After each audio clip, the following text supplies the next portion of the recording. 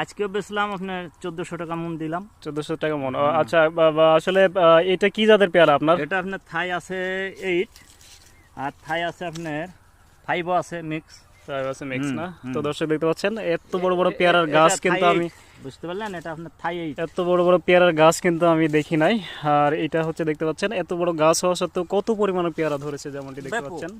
ইনশাআল্লাহ দেখতে পাচ্ছেন প্রচুর পরিমাণে পেয়ারা কিন্তু আছে। এখন বানবো আর বুঝতে পারলেন, দেখতে পাচ্ছেন এদিকে কিছু বাধাই করা রয়েছে।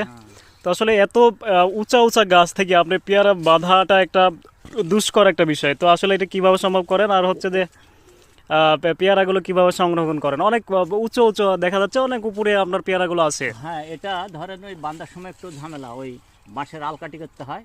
ও আলকাটিতে যে দড়ি বাঁধতে হয়, আলকাটি দিয়ে হালান না? হ্যাঁ হালা আলিয়ে এনে বান্ধে ছেড়ে দিলাম, বুঝতে পারলেন। ও আচ্ছা আর আচ্ছা। পেয়ারা যখন বড় হয়ে যাবে তখন অটোমেটিক ডাল এইভাবে হাইলি চলে আসবে। ও তখন ফটাফট ছিঁড়ে ফেলবো। তখন বরাবর ছিড়বেন? ছিঁড়ে মনে করেন বস্তাজাত করবো, বস্তাজাত করে আবার বাজারজাত করবো। আচ্ছা আচ্ছা আচ্ছা, নো প্রবলেম।